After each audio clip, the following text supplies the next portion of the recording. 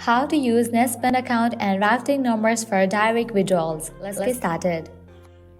Locate your account and routing numbers. First, you will need to find your Netspend account and routing numbers. You can usually find these on the direct deposit section of your Netspend account online. Or also you can use the mobile app. Provide your information. Once you have your account and routing numbers, you will need to provide them to the company or individual from whom you want to set up direct withdrawals. This could be your employer, a biller, or anyone else who offers direct deposit services. Fill out the authorization form. You may need to fill out an authorization form provided by the company or individual initiating the direct withdrawal.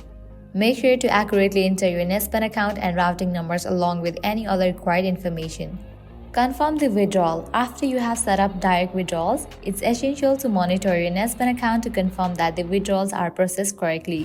You can do this by checking your transaction history online or through the Netspend mobile app.